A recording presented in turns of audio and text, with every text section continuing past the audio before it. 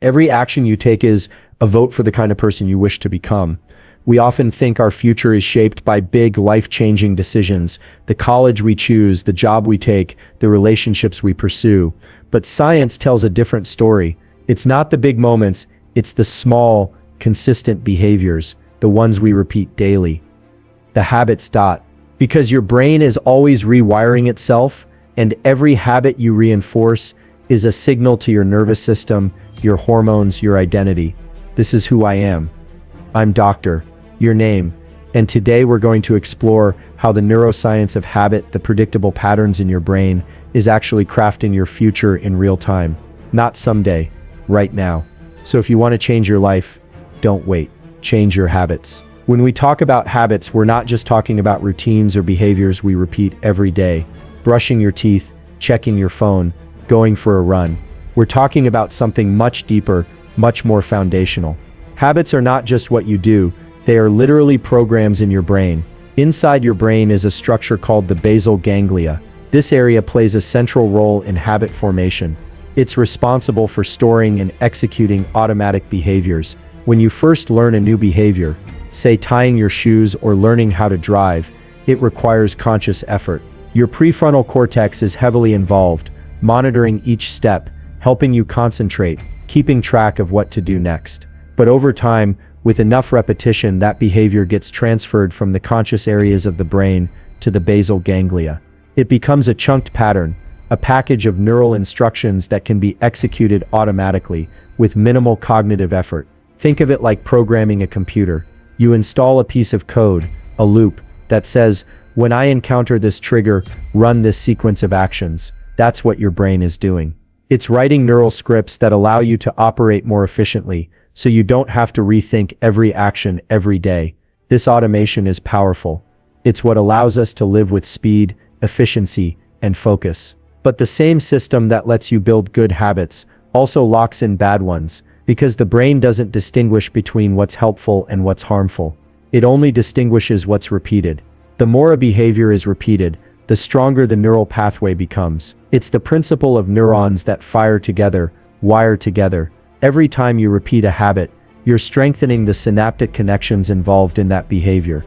You're literally changing the structure of your brain to make that behavior easier to do again tomorrow, and even harder to resist. This is why habits feel effortless after a while. When you do something enough times, the decision-making part of your brain steps back. The behavior moves from being deliberate to being automatic. That's the power and the danger of habits. Because once installed, they run in the background, outside your conscious awareness. They no longer feel like choices, they just feel like you. And this is why understanding the neuroscience of habits is so critical, because you are, at a very fundamental level, a reflection of the programs you've installed in your brain. The good news is these programs can be rewritten. But the first step is realizing that the behaviors you repeat every day are not just routines, they are neural engravings. They are grooves in the brain. And the deeper those grooves become, the more they shape not just what you do, but who you are becoming. So when you think about your future, don't just focus on your goals. Look at your habits, because your habits are not surface-level behaviors. They are embedded patterns of brain activity. And those patterns are quietly, consistently, and powerfully building your future every single day. One of the most remarkable discoveries in neuroscience over the past century is that the brain is not fixed. It's not hardwired. It doesn't reach adulthood and stop changing. In fact, your brain is constantly reshaping itself in response to your experiences, your behaviors, your thoughts, and your environment. This ability is known as neuroplasticity, and it is the biological foundation that makes habit change not only possible but inevitable, if done correctly. Neuroplasticity means your brain has the capacity to rewire itself at any age. The neural circuits that govern your thoughts, emotions, and actions are not carved in stone. They are more like soft clay, malleable, adaptable. Every time you think a thought, perform an action, or respond to a stimulus, you activate a network of neurons. And every time you activate that network, the connections between those neurons become a little bit stronger. The brain interprets repeated activity as a signal that something is important, and it starts reinforcing those pathways to make the process more efficient. This is where habits come in. A habit is nothing more than a well-worn neural pathway that your brain has made extremely efficient. But if you've ever tried to break a bad habit or start a new one, you know it feels difficult. And that's not a weakness on your part, that's biology. Because the brain is optimized for energy conservation. It always prefers to activate well-established circuits instead of building new ones from scratch. Think of a hiking trail that's already been carved through the woods. It's easier to follow the familiar path than to forge a new one through the brush. The same goes for your brain. But, and this is where neuroplasticity becomes powerful, the brain also responds to change. When you consistently stop activating an old circuit, say, the one associated with checking your phone the moment you wake up, that circuit begins to weaken. Neurons that no longer fire together begin to disconnect. And when you start practicing a new behavior, like getting up and drinking water, or stretching instead, you begin forming new connections. Over time, these new circuits can become just as strong, just as automatic, as the old ones. This means you're never stuck. No matter how long you've been doing something, procrastinating, overeating, overthinking, your brain is never beyond reshaping. But you have to meet it halfway. Neuroplasticity follows rules. It requires repetition. It demands focus. It needs consistency. When you engage in a new behavior with deliberate attention, you activate a chemical environment in the brain that supports growth, releasing neuromodulators like acetylcholine, dopamine, and norepinephrine. These chemicals signal to your nervous system, pay attention, this is new, this is important, and that's when real change begins. It's also important to understand that neuroplasticity is experience dependent. Your brain is sculpted not by what you intend to do, but by what you actually do, over and over again. This is why small, consistent habits are so much more powerful than big, occasional efforts. It's not about one intense workout, one day of journaling, or one burst of motivation. It's about showing up every day, even if the effort is small, because every repetition sends a message to the brain. Reinforce this. Make it easier. Make it faster. Make it automatic. There's also a time sensitivity to neuroplasticity. The brain is especially primed for change when you're in a state of heightened attention or emotional arousal. That's why new habits often form during life transitions. Starting a new job, moving to a new place, recovering from a setback. During those moments, the brain is more flexible, more open. But the truth is, you don't have to wait for a life-changing event. You can create that state through intention and effort. By deliberately focusing your attention and repeating desired behaviors, you can activate plasticity at will. So when you say, I want to change, you're not just making a statement about your desires, you're making a declaration about your brain. You're telling it, let's start building something new. And if you follow through with action, your brain will respond. It will literally begin to rewire itself to make that new behavior more natural, more automatic, more you. That's the promise of neuroplasticity. It's not just the science of how we learn. It's the science of how we become. You are not limited by who you've been. You are being reshaped, right now, by what you repeatedly do. And that means you have far more control over your future than you might think. At the core of every habit lies a predictable neurological process that governs how behaviors become automatic. This process is known as the habit loop, and it consists of three primary components: the cue, the routine, and the reward. Understanding this loop is one of the most powerful tools we have for transforming our behavior, because it gives us insight into not just what we do, but why we do it, and how we can take control. It all starts with the cue, a trigger that tells your brain to initiate a specific behavior. This cue can be almost anything: a time of day, a particular emotional state, a visual object, a sequence of events, or even a person. For example, walking into your kitchen might be a cue that prompts you to open the fridge. Feeling stressed might trigger the urge to check social media. The cue serves as a signal to the brain, alerting it that a certain routine is about to begin. What's fascinating is that over time, your brain becomes so attuned to these cues that the behavior can be initiated even without conscious thought. The cue creates a sense of anticipation, which brings us to the next part of the loop. After the cue comes the routine, the actual behavior or action that you perform. This is what most people think of as the habit itself. It could be something productive, like going for a run after work, or something destructive, like reaching for a cigarette when you're anxious. This is the part of the loop where the basal ganglia, the brain's habit center, goes to work. Once the routine has been repeated enough times, it becomes encoded in the brain and can be executed with minimal cognitive effort. That's why you can sometimes drive home and barely remember the details of the trip. Your brain has outsourced that task to your habit circuitry. But habits don't exist just for the sake of repetition. Every habit delivers some kind of reward, a positive outcome that tells your brain, this is worth remembering. The reward can be tangible, like a sugar rush from eating a cookie, or intangible, like a sense of relief or pleasure. Even bad habits deliver rewards,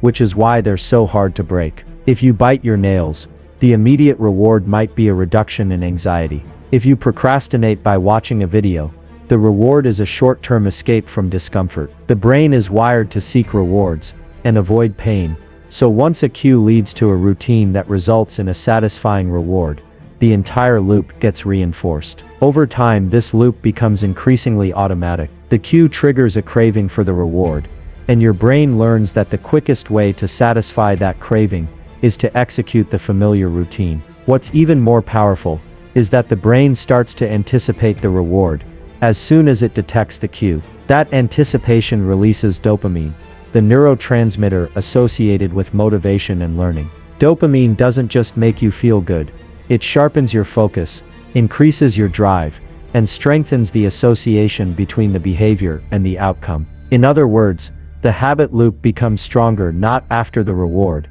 but in anticipation of it. This process is incredibly efficient. The brain loves patterns. It wants to streamline behavior so that it can focus its energy on new or threatening situations. That's why habit loops are formed, to reduce the cognitive load of everyday life. But here's the critical insight.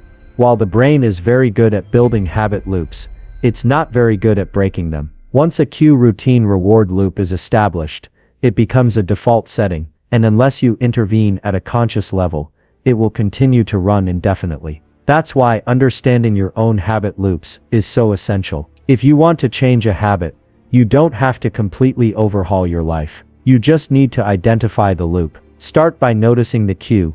What precedes the behavior? Is it a feeling, a place, a time of day? Then look at the reward.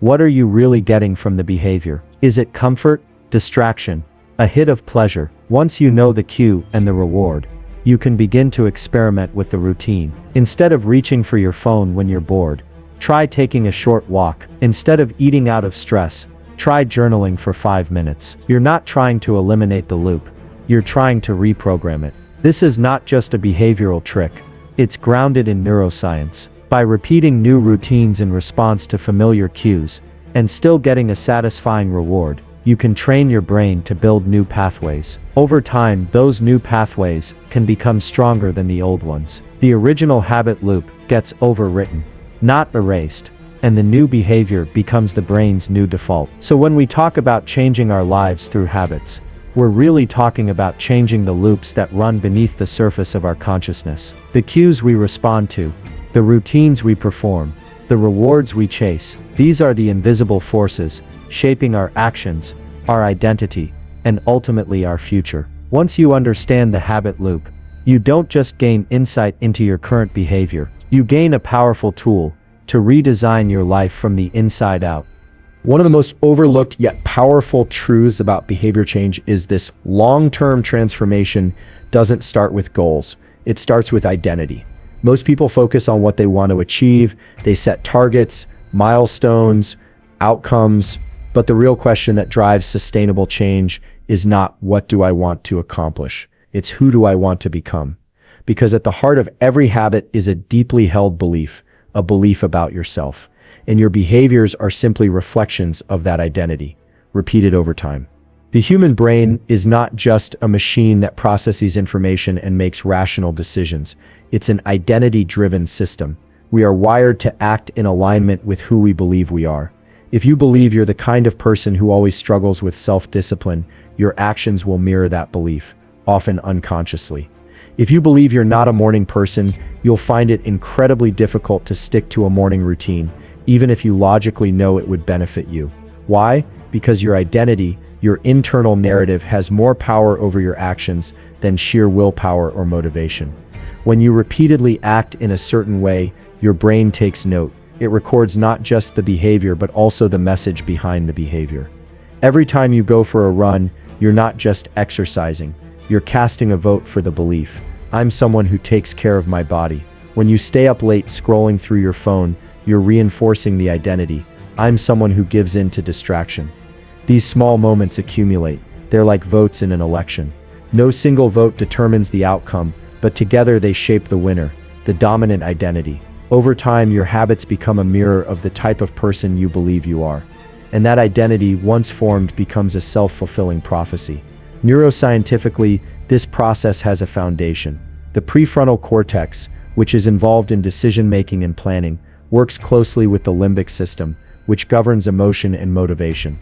When you repeatedly perform behaviors that align with a specific self-image, you strengthen the neural pathways that support that version of yourself. Your brain starts to expect those actions, prepare for them, and prioritize them. In other words, identity is not just a concept, it is a neurological pattern. It's a system of expectations built from consistent behaviors. And this is where the shift must happen. Instead of saying, I want to run a marathon, say, I'm becoming a runner. Instead of saying, I want to write a book, say, I'm becoming a writer. This subtle change has profound implications. When a behavior is tied to an identity, it is no longer something you have to do, it becomes something you are. And the brain is far more committed to preserving identity than it is to hitting arbitrary goals. When the action flows from who you are, resistance diminishes, and consistency becomes more natural. Changing your identity is not about faking it. It's about proving it to yourself, one small behavior at a time. You don't need a dramatic transformation to become someone new. You need evidence. Each time you follow through on a behavior, no matter how small, you accumulate proof. You reinforce the identity. The key is to act like the person you want to become, even before you fully believe it. The belief follows the behavior, not the other way around. This is also why relapse or failure feels so threatening. It's not just a disruption in behavior, it's a crack in identity. If you've told yourself, I'm disciplined now, but you skip a workout or binge on junk food, the inconsistency can feel like an identity crisis. But that's where mindset comes in. One behavior doesn't erase your progress. What matters is the overall trend. Just as no single vote decides an election, no single slip-up defines who you are. What matters is the story you're telling yourself, and whether your daily actions are reinforcing or rewriting that story. So if you want to change your habits, don't start with outcomes. Start with your identity. Ask yourself, who am I becoming with this behavior? Understand that every decision, every repetition is a vote, not just for success or failure, but for the kind of person you're training your brain to be. And once you begin to think and act like that person, the habits begin to align effortlessly. You're no longer pushing against your identity. You're acting in harmony with it. This is not a quick fix. It's not a hack. It's a philosophy of change rooted in neuroscience, psychology, and behavioral science. But it's also incredibly practical, because it means that change is always within reach. You don't have to wait to become someone different. You become someone different by acting differently. One small moment at a time, and those small moments, accumulated over days and weeks and months, become the architecture of a new identity, and ultimately, the blueprint for your future. Every habit you form is the product of repeated actions, and those actions are governed by one simple truth: repetition is the mother of all learning. It is not intelligence or motivation that ultimately determines whether a habit sticks, but consistency, the act of showing up again and again, even when you don't feel like it. Your brain is a pattern recognition machine, and what it sees repeatedly, it learns to prioritize, automate, and protect. The power of repetition lies in its ability to move a behavior from conscious effort into automatic execution, from deliberate action into subconscious programming. When you repeat a behavior consistently, you activate the same neural circuits over and over again. And according to the principle of Hebbian learning, often summed up as neurons that fire together wire together, these repeated activations strengthen the synaptic connections between neurons. Imagine carving a path through a forest. The first time you walk through, the brush is thick, the terrain is rough, and every step requires effort. But the more times you walk that same route, the more the brush gets cleared, the more the dirt gets packed down, and eventually, you have a trail, a smooth, effortless path. That is what repetition does inside your brain. It transforms difficult, effortful tasks into seamless, automatic behaviors. But repetition doesn't just make things easier, it makes them inevitable. Over time, the brain starts to expect the behavior. It begins preparing for it. Sometimes even before you consciously decide to act. This is known as anticipatory activation. If you go to the gym at 6 a.m. every day, for several weeks, your body will start waking up naturally around that time. Your nervous system will begin preparing to move. Your dopamine system will begin firing in anticipation of the reward you usually get after the workout, even before the workout starts. This preloading effect is the result of repetition. The brain creates a template and begins running it on autopilot. This is especially important because motivation is unreliable. Some days you feel inspired, energetic, and focused. Other days you feel tired, stressed, or emotionally drained. If your habits are dependent on how you feel, they will be inconsistent and short-lived. But if your habits are built on repetition, on systems, not moods, then they become resilient. They become behaviors that happen despite how you feel, not because of it. That's the secret to high performers across disciplines. They don't rely on motivation. They rely on systems, and those systems are made up of repeated actions. There is also a chemical component to this process. With repetition, your brain releases dopamine not only when you complete a task, but in anticipation of completing it. This creates a powerful feedback loop. The more you repeat a behavior and experience the reward, the more your brain begins to crave that reward and the behavior that precedes it. Dopamine drives learning by reinforcing patterns of action that are associated with positive outcomes. When repetition is paired with reward, the behavior becomes deeply ingrained. It becomes emotionally charged, and therefore more durable. It's important to understand that repetition does not need to be perfect. In fact, aiming for perfection can be counterproductive. What matters most is the frequency, not the intensity. Doing something small every day is far more effective than doing something big once in a while. The brain doesn't care how grand your efforts are. It cares how reliable they are. A single push-up every day teaches your brain, I'm someone who moves my body. A 5-minute meditation every morning teaches your brain, I'm someone who practices stillness. These micro-actions, repeated with consistency, build a strong foundation for more complex behaviors later. There's also an emotional effect of repetition. The more you repeat a behavior, the more it becomes part of your identity. It stops being something you do, and it starts being something you are. This feedback loop, behavior shaping identity, and identity reinforcing behavior, becomes incredibly powerful. You're no longer forcing yourself to act. You're simply acting in accordance with the person you believe yourself to be. And that belief, that identity, becomes stronger with every repetition. Even setbacks are manageable in a repetition-based system, because one misstep does not erase the overall pattern. Missing one workout doesn't cancel the hundreds you've already done. Eating one unhealthy meal doesn't make you unhealthy. What matters is the trend line, and repetition is what drives that trend. The more you return to the habit, even after you fall short, the stronger the neural pathway becomes. That return, the act of coming back, is itself a repetition, and it reinforces your commitment to the process. So when you think about the habits that will define your future, don't look for motivation, inspiration, or willpower. Look for opportunities to repeat the behavior. Even if the effort is small, even if the circumstances aren't ideal, the act of doing it again and again is what signals to the brain, this matters. And once your brain believes it matters, it will do everything in its power to support you. That's the magic of repetition. It transforms effort into ease. It turns practice into permanence. And it builds the foundation for a life that is not shaped by random chance, but by deliberate, repeated action. One choice at a time. Every action you take is like planting a seed. Some seeds sprout quickly, others take time, but over the weeks and months, the compound effect of those actions begins to unfold in ways that are both subtle and extraordinary. When it comes to habits, this principle becomes a quiet superpower, because most people underestimate what they can achieve in a year through consistent effort and overestimate what they can accomplish in a week through intense bursts of motivation. The power of compounding is not flashy. It's not dramatic. It's almost invisible in the early stages. But it is relentless, and over time it shapes your entire life. The brain is not transformed in a single moment. It is shaped gradually, through small, repeated actions that reinforce neural circuits. This process, known as neuroplasticity, means your brain is constantly changing, not in leaps, but in layers. When you repeat a behavior day after day, the neural connections responsible for that behavior become more efficient, more automatic. What starts as a fragile connection, one that requires conscious thought and energy, becomes through compounding a powerful, unconscious pathway.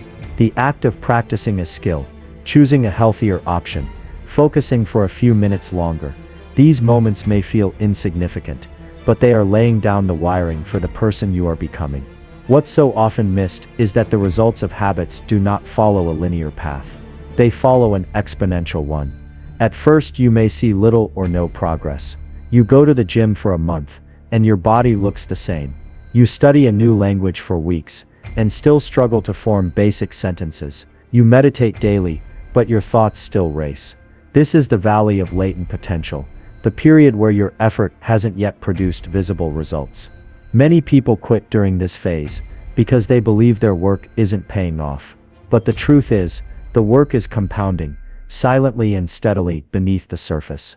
And when the breakthrough comes, it often feels sudden, even though it was built on dozens or hundreds of repetitions.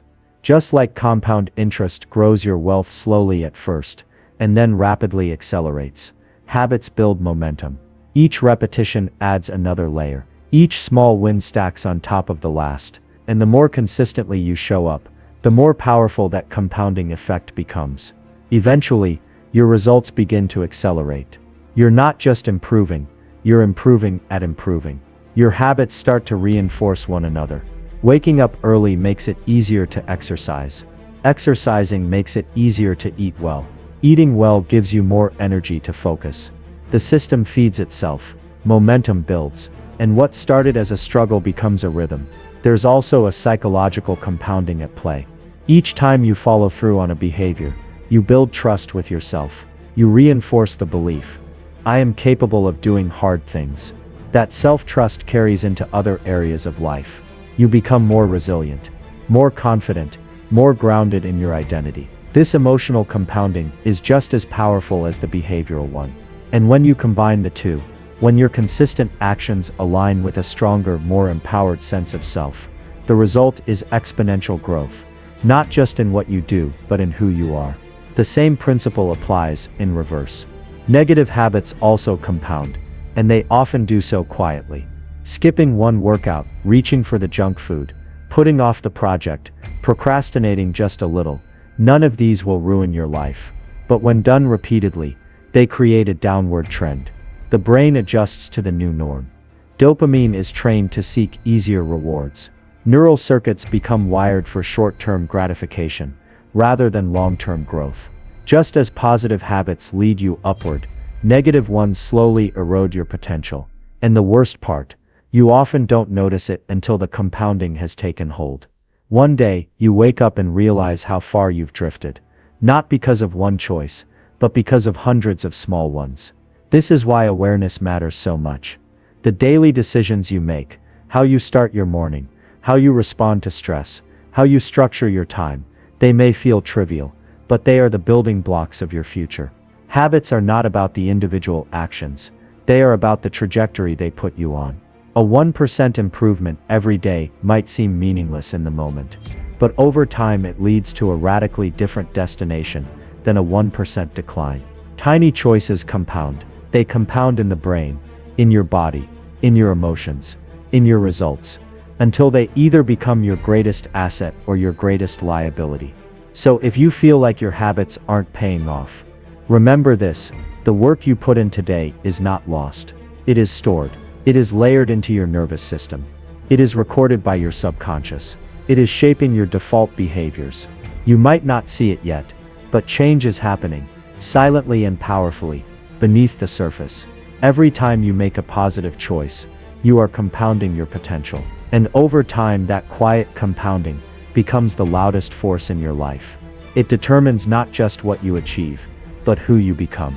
Every time you perform a behavior, no matter how small, you are reinforcing a mental cue. The brain learns in patterns, not just by what you do, but by what precedes what you do. Habits do not exist in isolation. They are deeply connected to the context in which they occur, your environment, your emotional state, the time of day, the people around you, even the lighting or the smell of a room. Over time, these cues become triggers, and once something becomes a trigger, your brain begins to anticipate and prepare for the habitual action, often without your conscious awareness. This is the power of cues. They are the invisible architects of your behavior. The brain is constantly scanning the environment, looking for signals that indicate what to do next. And the more consistent those signals are, the stronger the behavioral response becomes. Walk into your kitchen and see a bowl of fruit, you're more likely to eat a healthy snack. Walk in and see a bag of chips. Your brain lights up with the memory of previous dopamine hits, and the craving is triggered. You might think you're choosing consciously, but in reality, the cue is making the choice for you, unless you've trained yourself otherwise. What's fascinating is that this system is not inherently good or bad, it's neutral. It simply reflects what you've repeated. If every night you lie in bed and scroll on your phone, then your brain starts associating your bed with stimulation, not rest. Over time, just entering the bedroom might make your brain more alert instead of sleepy. That's not because your body isn't tired, it's because your cues have been wired incorrectly.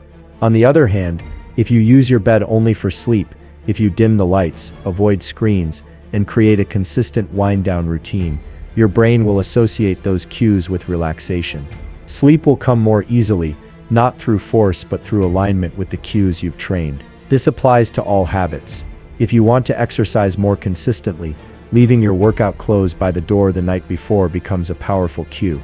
If you want to write every morning, sitting at the same desk at the same time, with a specific playlist in the background conditions your brain to shift into focus mode. These cues may seem small or even unnecessary, but they are the anchors of habit formation. Without them, every behavior feels like starting from scratch. With them, your brain recognizes the pattern and begins to automate the response. Cues are also emotional. A certain song might remind you of a difficult time. A scent might transport you to a childhood memory. These emotional cues are deeply embedded because they tap into the limbic system, the part of the brain responsible for emotion and memory. This is why emotional regulation is so important in habit change. If stress is your cue to eat, procrastinate, or avoid tasks, then until you address the emotional trigger, the behavior will be difficult to break. But if you begin to associate stress with positive coping mechanisms, like movement, breathwork, or journaling, you start rewiring your response. Over time, the same emotional state can lead to an entirely different behavior. There's also a rhythmic element to cues. The brain loves patterns and predictability. If you do something at the same time every day, your internal clock begins to prepare for that activity in advance. This is known as a circadian entrainment. It's the reason why consistent sleep and meal times are so effective. Your body's systems begin to anticipate what's next, making the behavior feel easier and more natural. This is why timing can act as a cue itself. Morning becomes a signal for focus. Evenings become a signal for reflection or rest. And over time, your habits are not something you think about. They simply happen as part of the flow of your day. But perhaps the most powerful realization is that if you can create a cue, you can shape a habit. If you can manipulate your environment, you can influence your behavior. This gives you agency. You're not at the mercy of willpower alone. You can set up your space, your time, your tools, and your routines in a way that makes the desired behavior more likely to occur. This is called choice architecture. It's what elite performers do intuitively. They don't leave success up to chance. They design their environments to pull them toward the behaviors they want to reinforce. The inverse is also true. If there are cues that lead to destructive or distracting habits, removing or interrupting those cues is one of the fastest ways to change behavior. If checking your phone first thing in the morning derails your focus, leave it in another room. 2. If junk food cues a late-night binge, don't keep it in the house. If a certain friend or situation triggers negative habits, consider redefining those relationships. Avoiding the cue is not weakness, it's strategic. The fewer negative triggers your brain has to fight against, the more energy you can direct toward intentional living. Ultimately, habits are not built through willpower, but through design, and the design begins with cues. Every time you repeat a behavior in response to a cue, you deepen the association. Over time, that connection becomes automatic, so if you want to change your future, start by changing your triggers, shape your environment, choose your rhythms, redefine your emotional responses. Because your brain is always listening, always learning from the signals you give it, and the habits that define your life are the echo of the cues you've allowed to shape you. One of the most profound truths about human behavior is that what we do repeatedly becomes who we are. But even more significant is the way in which our habits influence and eventually construct our identity. Most people believe identity drives behavior, that if you see yourself as a disciplined person, you'll act with discipline. 2. But the deeper and more transformative truth is that behavior also shapes identity. Every time you follow through on a habit, you cast a vote for the type of person you believe yourself to be. And over time, those votes accumulate. They build a story in your mind, a narrative of who you are, based not on grand intentions, but on the evidence of your actions. This connection between habit and identity is subtle but powerful. It means that you are not defined by your past. You are not limited by old labels or even by your current beliefs about yourself. Instead, you are continuously becoming shaped by the choices you make day after day. The actions you take are not just outcomes of who you are, they are building blocks of who you are becoming. 2. If you wake up early and meditate, your brain records that action and begins to say, I am someone who values stillness and clarity. If you show up to the gym even when you're tired, your brain registers that as, I am someone who honors my health. These are not just tasks completed, they are signals sent to the self about what matters and who you are. This is why consistency is so important, not just for performance, but for identity formation. If you only act in alignment with your goals occasionally, it's difficult for your brain to trust that narrative. But if you repeat a behavior often enough, it starts to feel inevitable, not something you do, but something you are. This is the difference between saying, I want to write a book, and I am a writer. The first is about outcome, the second is about identity. And the bridge between the two is habit. Every time you write, no matter how little, you reinforce that identity. You give your brain evidence that this is who you are. And the more evidence you collect, the harder it becomes to believe anything else. The reason this is so powerful is because identity-based change is more sustainable than outcome-based change. When your habits are rooted in identity, they don't feel like chores, they feel like expressions. You don't have to force yourself to act. You act because it aligns with your self-concept. If you identify as a healthy person, choosing the salad over the burger is not a sacrifice. It's simply what someone like you does. That internal shift makes change easier and more resilient, especially when you encounter stress, fatigue, or uncertainty. If you rely only on motivation, you'll falter when life gets hard. But if your habits are expressions of who you are, you'll persist, not out of pressure, but out of integrity. This identity shift can also work in reverse.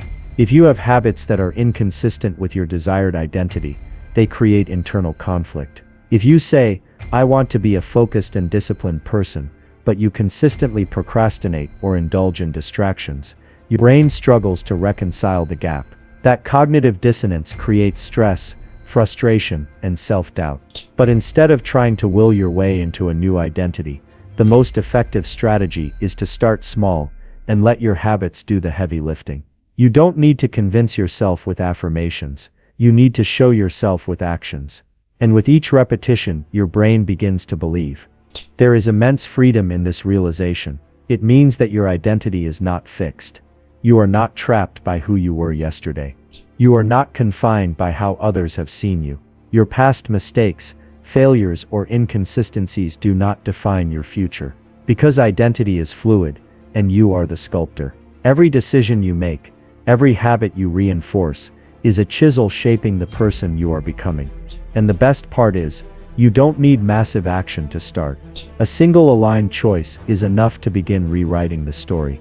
A 5-minute habit done consistently can speak louder to your identity than a one-time grand gesture. It also means that when you slip, when you miss a day, or fall back into an old pattern, it doesn't have to destroy your progress. Because one mistake does not erase the identity you've built through countless repetitions. What matters is the return, the ability to reconnect with the habits that reflect your values and your vision of self. The longer you stick with these habits, the more deeply they anchor into your identity. They become not just things you do, but truths you live by.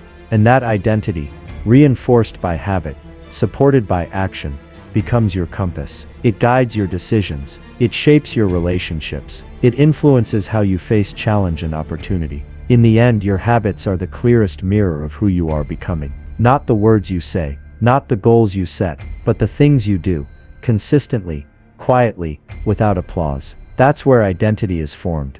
And that identity, once forged, has the power to drive your future in ways that are lasting and profound. So if you want to change your life, don't start with outcomes. Start with behavior. Start with action. Let your habits tell the story of who you are, and let that story shape everything that comes next. Every habit you form lies within a larger context of your environment, and that environment plays a critical role in shaping which behaviors take root and which wither away. It's not just about willpower or motivation, it's about the subtle and often invisible cues in your surroundings that either support or sabotage your habits. Your environment is like a stage set for your life's performance. If the scenery is arranged in a way that makes the desired behavior easier, more natural, and more rewarding, you're far more likely to perform that behavior consistently. Conversely, if your environment is cluttered with distractions, temptations, or obstacles, your habits face an uphill battle. The brain is wired to conserve energy and avoid unnecessary effort. When confronted with multiple choices, it will naturally gravitate toward the path of least resistance. This means that if you want to build a new habit, a critical step is to design your environment in a way that reduces friction for that habit and increases friction for competing, undesired behaviors. This is sometimes called choice architecture, structuring your surroundings so that the best choices are also the easiest ones. For example, if you want to read more, placing a book next to your bed or in your favorite chair makes it easier to pick it up. If you want to eat healthier, filling your fridge with fresh fruits and vegetables while removing junk food limits the need for willpower. What's often overlooked is how much our environments are full of automatic triggers that can hijack our habits without us even realizing it. The moment you walk into a room filled with distractions, say a living room with a television blaring, a phone buzzing with notifications, and snacks within reach, your brain automatically shifts into a mode primed for distraction and indulgence. These environmental cues activate neural circuits linked to reward, habit, and motivation. They pull your attention away from the behaviors you want to do and toward those that feel easier or more immediately gratifying. This is not a failure of character. It's the brain doing exactly what it was designed to do: seek comfort and minimize effort. But the reverse is also true. By consciously shaping your environment, you create a fertile ground for positive habits to grow. This goes beyond just removing distractions. It involves setting up physical spaces, routines, and social contexts that act as scaffolds for your goals. For example, an athlete might create a home gym where all the equipment is visible and accessible, making the cue to work out impossible to ignore. A writer might designate a specific desk and time each day, transforming that space into a cue for creative flow. These environmental anchors don't just remind you what to do, they prime your brain's neural circuits, making the desired behavior more automatic and less reliant on conscious decision-making. There's also a social dimension to environment that cannot be overstated. Humans are deeply social creatures, and the people we surround ourselves with influence our habits profoundly. If your close friends and colleagues prioritize healthy living, intellectual growth, or productivity, you're more likely to adopt those habits yourself. This is partly due to social conformity, the brain's desire to fit in and be accepted, but also because social networks create accountability, inspiration, and shared values. Conversely, if your social circle normalizes procrastination, unhealthy eating, or other destructive behaviors, it creates a subtle pressure that makes changing those habits far more difficult. Changing your environment can feel daunting, but it's often the most effective lever for habit change. Small adjustments can have outsized effects. Something as simple as putting your phone on airplane mode during focused work, placing a water bottle on your desk to encourage hydration, or moving your alarm clock across the room to force yourself out of bed can shift your behavior in profound ways. The key is to experiment and observe what environmental tweaks make the desired habit easier and the unwanted habit harder. This process of environmental tuning is ongoing, not one time. As your goals evolve, so should your surroundings. An important insight is that environment interacts with your internal states in complex ways. When you're tired, stressed, or distracted, your environment becomes even more influential. You have less cognitive bandwidth to resist temptation or force behavior. In those moments, well-designed environmental cues act as a safety net. They guide you toward your intentions even when your willpower falters. This is why creating supportive environments is not a luxury but a necessity, especially during challenging periods. Lastly, embracing environmental design means recognizing that habits are not just personal challenges, but systemic phenomena. Your success is not simply about personal grit or motivation. It's about the ecosystems you create to nurture growth. You have the power to craft those ecosystems intentionally. By curating your physical space, managing your social connections, and establishing meaningful routines, you build an environment where the behaviors you want to cultivate are the easiest, most natural choices. And when your environment works with you, rather than against you, habit change becomes less about struggle and more about alignment, a seamless unfolding of your best self. The idea that failure is an inevitable part of any meaningful journey is something that many struggle to fully embrace, yet it holds a profound truth when it comes to building lasting habits and shaping the future you desire. Failure is not just a setback, it's an essential feedback mechanism, a signpost that reveals what isn't working and provides an opportunity for adjustment and growth. When you approach failure not as a judgment on your worth or ability, but as information, you shift from a fixed mindset to a growth mindset. This perspective allows you to see each stumble, each missed day, or each slip as a natural and valuable part of the process rather than a permanent defeat. What most people fail to realize is that persistence in the face of failure is where the true power of habit formation lies. Habits are not about perfection, they are about consistency over time. The path to change is rarely a straight line. It's filled with curves, obstacles, and occasional backslides. But every time you choose to return to the habit, even after a failure, you strengthen your resilience. This act of recommitment rewires your brain's relationship to the habit itself. Instead of associating it with frustration or self-criticism, the habit becomes linked with perseverance, adaptability, and self-compassion. Failure also teaches you humility. It grounds you in reality and removes the illusion that change will be easy or instantaneous. The stories we tell ourselves about overnight success or immediate transformation often set us up for disappointment.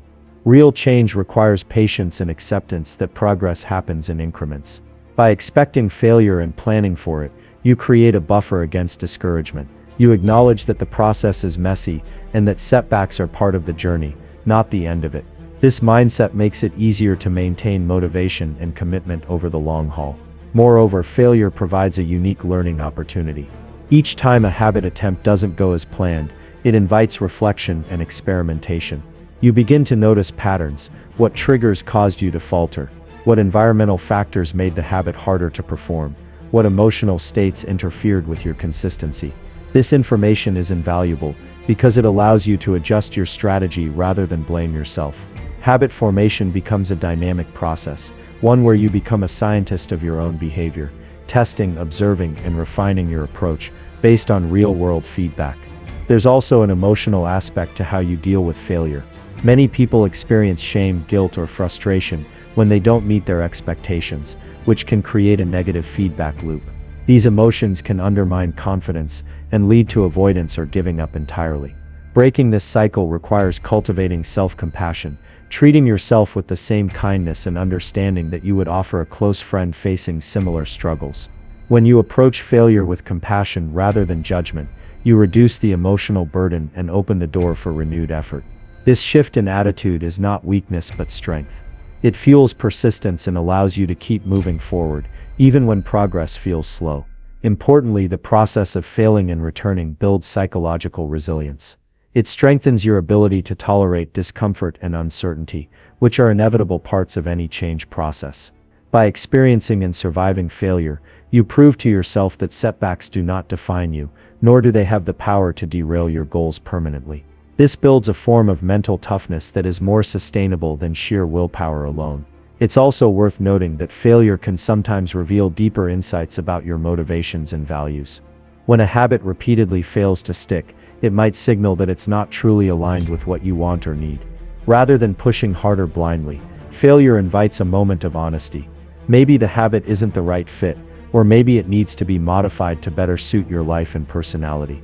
This adaptive flexibility is crucial because rigid adherence to habits that don't resonate with you often leads to burnout or abandonment.